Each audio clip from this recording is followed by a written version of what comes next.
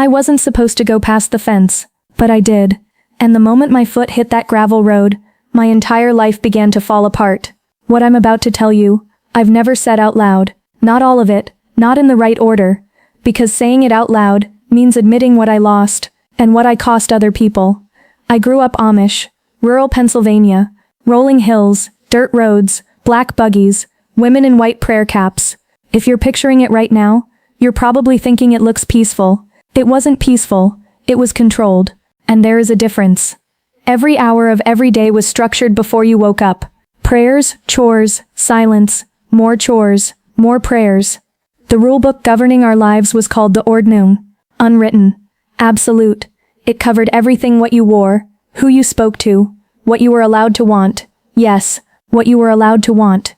That was the rule that broke me. I was the third of 7 children. My father farmed. My mother cooked, sewed, cleaned, and raised us with a quietness I used to think was peace. I know better now. My older sister Miriam was everything I was supposed to become. Still, obedient. Eyes always cast down. I was not Miriam. From the time I was maybe 6 or 7, I had this feeling I couldn't name, like something pressing against the inside of my chest. An itch behind my ribs that never went away. No matter how hard I prayed, no matter how carefully I followed every rule.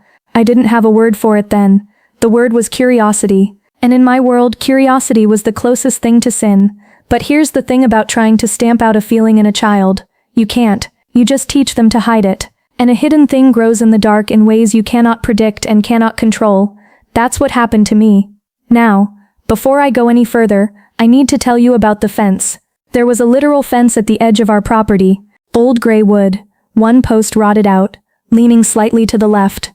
Beyond it was a gravel road. Beyond that road was a world that technically existed but that we were taught, without ever being told directly, to pretend it didn't. We called outsiders Englishers. It wasn't cruel. It was just a category.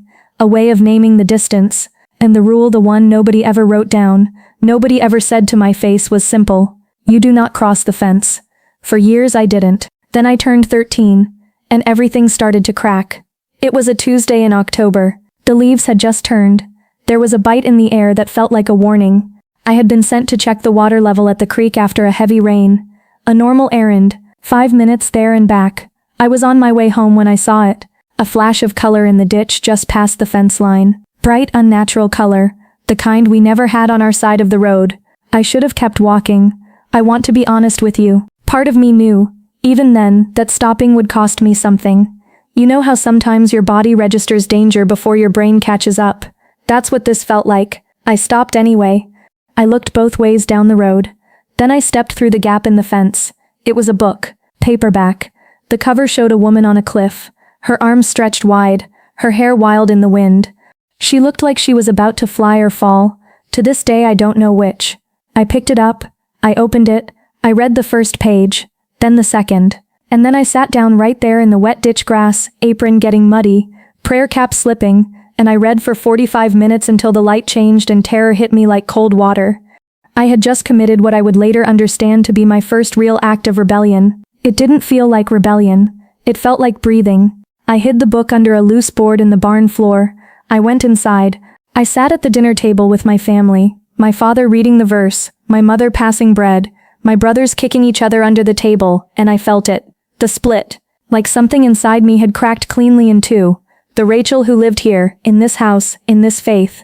And the Rachel who had just sat in a ditch and felt, for the first time, that the world was enormous and she was only seeing a tiny controlled corner of it. I told no one. Not my sister. Not my closest friend Susanna. No one. I carried it alone, and the weight of it changed me in ways I wouldn't understand for years. Over the next 2 years I collected 11 books, all found along that same road, all hidden under that same floorboard. I read at night under my quilt, with the oil lamp turned so low the light was barely aglow, ears trained on the hallway listening for footsteps, and I started asking questions I wasn't supposed to ask, not out loud, just in my own head. Why can't I know what's happening in the rest of the world? Why is it wrong to want to understand things? Why does God who made the human mind not want it to be used? That last one terrified me so completely that I couldn't sleep for 3 nights. Because questioning God in an Amish home isn't a phase, it's not a stage, it is a fracture at the very foundation of everything you are and everything everyone around you is. Your family. your eternal soul, your entire future, and I was alone with it. Then just when I thought I couldn't hold it any longer, Anna arrived. A new family moved to our settlement from Ohio. They had a daughter my age, her name was Anna. And Anna was different from anyone I had ever met. She had this way of looking at things sideways, like she was always examining them from an angle no one else had thought to try. We became friends fast, too fast. The kind of fast that happens when you recognize something in someone some matching frequency before you've even fully met them. One afternoon we were shelling peas on my family's back porch and Anna said, very quietly, without looking up from her hands, "Don't you ever wonder what it's like?" I kept shelling. What's like?" I said. She nodded toward the road. I didn't answer. She said, "I won't tell anyone." The air between us went very still. I believed her. And for the first time in 2 years I said the thing I had never said to another living person. "Yes," I said, "every single day." She looked at me for a long moment. Then she nodded, once, and went back to shelling peas. And just like that I wasn't alone anymore. What we did next was either the bravest thing or the most reckless thing I have ever done. Depending on the day, I still can't decide which. When we were 16 Rumspringa age, the period when Amish young people are given a degree of freedom before choosing baptism, Anna and I started slipping away on Saturday afternoons. We told our families we were visiting a friend in the neighboring settlement. 2 miles down the road there was a small gas station. The woman behind the counter was named Dolores, 60-something, wide and warm, with dyed red hair and reading glasses on a beaded chain. She had no idea who we were the first time we walked in. We bought a bottle of soda each. Dolores asked us where we were from. We told her. She looked at us for a long quiet moment and said, "You girls okay?" Such a simple question. Nobody had ever asked me that. Not like that. Not in a way that was actually asking. I started to cry. Right there in that gas station, holding a bottle of orange soda, I cried in a way I hadn't in years. The kind of crying that happens when you've been holding something too tightly for too long and suddenly, without warning, your hands just let go. Dolores handed me a paper napkin and said, "You can always stop in, whenever you need to." That gas station became our secret world. Over the next several months, Dolores let us use a small television she kept in the back room. I saw the ocean for the first time. I saw a city skyline. I heard music, real music, not hymns, music with drums, and a woman singing about something I didn't fully understand but that made my chest ache like a bruise being pressed. I was 17 years old, and I was meeting my own hunger for the first time, but here's where things shifted, because I began to notice something. Anna came with me every week. She watched everything I watched. She asked questions, laughed at things on the television, held a cell phone and turned it over in her hands, but she always put it down. She was testing the fence, not planning to break it. I was starting to understand that I needed to walk away from it entirely, and I was terrified, not of the world outside, of what being honest about that would cost me. I didn't know yet that I was already out of time. I didn't know that someone had already seen us. It was a Sunday in November, 3 months before my 18th birthday. My father called me into the kitchen after everyone else had gone to bed. He sat at the table with his hands folded, his face completely still, and he looked at me in a way that made my stomach drop through the floor. He slid a piece of paper across the table. A letter. Handwritten. Someone in the community. A woman, based on the handwriting I never confirmed who. The letter said I had been seen entering a worldly establishment, that I had been observed using a machine that was against the Ordnung, that the community was praying for my soul, that I needed to confess before the church. My father said nothing for a long time. Then he said 2 words. "Is it true?" I could have lied. I almost did. For one long held breath, I was this close to saying no. There's been a mistake? I don't know what they saw, but I was so tired. I was so unbearably bone-deep tired of carrying the split. I said yes. What happened next was the longest night of my life. My father didn't shout. He became something worse than angry. He became a man I didn't recognize, not through rage, but through grief. He looked at me the way you look at something you love that is already gone, like the breaking has already happened, and all that's left is to accept it. My mother came downstairs. I told them everything. The books, the gas station, the television, the questions that had been building in me since I was a small girl in a ditch with a paperback, and the first feeling I'd ever had that I couldn't control. My mother cried without sound. The way women in our community cried quietly, privately, like even grief needed to follow the rules. My father said he would speak to the bishop in the morning. He sent me to bed. I lay in the dark and I understood with a clarity that felt almost physical, that my life was about to change completely. Not might change, not could change, was going to change, and there was nothing I could do to stop it. 2 weeks later I was brought before the church. I will not describe every detail of that. Some of it I'm still not ready to put into words. But I'll tell you this. Standing in front of your entire community, people you have known your whole life, whose children you played with, who have fed you and buried their dead beside your dead, and sung hymns next to you every Sunday for 17 years, and being asked to confess and repent. There is no preparation for that kind of weight. I confessed, but I could not repent, because repenting means promising to close the door. And I stood there, and I genuinely tried to find in myself the willingness to do it. It wasn't there. The bishop asked me to take time to reflect. He said the community would wait. He said there was still a way back. But I knew something he didn't. You cannot go back to a place you've outgrown. And then Anna came to find me. We were in the barn, alone. She looked at me with an expression I had never seen on her face before. Not the sideways curiosity, not the quiet mischief. Something sadder, something final. She said, "I can't go with you." I hadn't asked her to, but I understood what she meant. She had made her choice. Baptism in the spring. She was staying, and she needed me to know this was her choice. Not a failure of courage, not a lesser thing, just a different thing. I told her I understood. We held each other for a long time in that barn and didn't say another word. I haven't spoken to her since. Not because I don't want, because the way my leaving was categorized, the consequences that followed make contact complicated, painful for her and her family. I won't do that to her. She made her choice. I have to honor it. But I miss her every single day of my life. I left on a Thursday in March, 2 weeks after my 18th birthday. There was no dramatic scene. No screaming, no confrontation in the doorway, no one chasing after me. There was something worse than all of that. Silence. My mother packed a small bag. Folded everything neatly, the way she folded everything in her whole life. Inside she placed the only photograph of our family in existence, taken by a tourist years ago who'd sent us a print. A small Bible. A pair of socks she'd knitted herself. She handed it to me without speaking. I said, "Mama," she said, "I will pray for you every day until I die." And then she walked back into the house. My father was in the field. He had been there since early morning. I walked to the edge of it, and stood there. He had his back to me. He knew I was there. He did not turn around. I stood there longer than I should have. Then I picked up my bag, and I walked. I did not look back. I have regretted that every single day since. Now, I need you to understand what happened next, because I was 18 years old, and I thought I understood consequences. I didn't.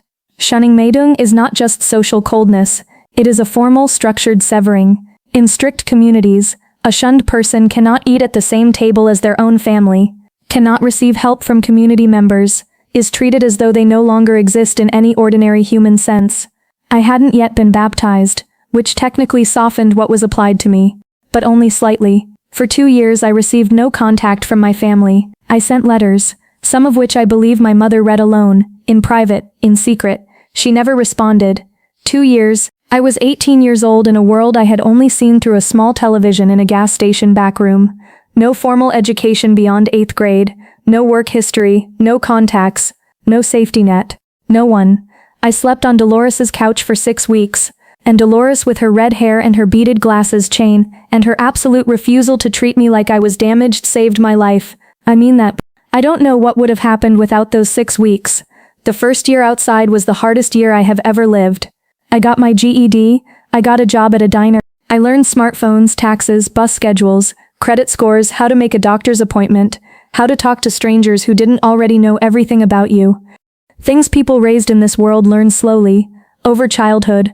Over decades I was learning all at once, compressed and relentless, at 18, and underneath all of that, grief. Not just for my family, for everything. The smell of the farm after rain, the weight of a hand-stitched quilt, the sound of morning hymns, my mother's hands. Some nights I sat on Dolores's couch and thought, I could go back. I could say it was a mistake. They would take me back if I repented. And some part of me even now, I'll be honest with you, would have gone. But I knew what I knew, and you cannot unknow a thing. The question that had been pressing against my ribs since I was 6 years old was not going to stop pressing just because the answer scared me. That is both the gift and the wound of being born with curiosity in a world that calls it sin. 3 years after I left, my mother called me. I didn't recognize the number. She was calling from a non-Amish neighbor's phone. When I heard her voice, I couldn't speak for 10 seconds. She said, "Your father had a health scare. He's all right, but I wanted you to know." I said, "Mama, She said, "I know." 2 words. 2 words that contained 3 years of silence. Every letter I had written, all the distance, all the grief on both sides of the fence. We talked for 4 minutes. It wasn't a reconciliation. There was no healing scene. She could not invite me back. I could not be the daughter she had needed me to be. Those facts had not changed and would not change, but she called, and I will carry those 4 minutes for the rest of my life. I'm in my mid-20s now. I have an apartment, a job I am good at, a few friends I trust with my actual history. I have a library card that still makes me emotional every time I pull it out of my wallet. I have slowly, imperfectly built a life in this enormous world. And people ask me, they always ask me, was it worth it? Here's the honest answer. Worth it isn't how this kind of thing works. Worth it implies a clean trade. You give this, you receive that, you come out ahead. There was no coming out ahead. There is only what happened, and what I did with it afterward. I think about my community every single day. I think about my mother praying for me every day until she dies, and I think about what it costs her to love someone she cannot reach. I think about my father standing in that field with his back to me, and I think about what it costs a man to choose his faith over his child, when he genuinely believes that choosing his faith is the only way to save her. I think about Anna, who chose differently than I did, and whose choice was just as real and just as whole as mine. And I think about the little girl who was 6 years old in a ditch with a paperback book and something pressing against her ribs that she didn't have words for yet. She wasn't broken.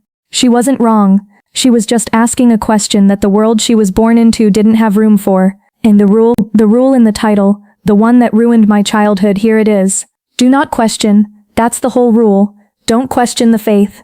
Don't question the community. Don't question why the fence is there, or what's beyond it, or whether it needs to be. And I want you to understand something, because I have worked hard, years of therapy, years of painful honesty to hold this without bitterness. The people who follow that rule are not fools. They're not simply afraid. They hold a coherent, complete worldview, in which the community and the faith and the simplicity are not chains. They're shelter. The fence is not a prison wall. It's a boundary of belonging. I understand that worldview. I just couldn't live inside it.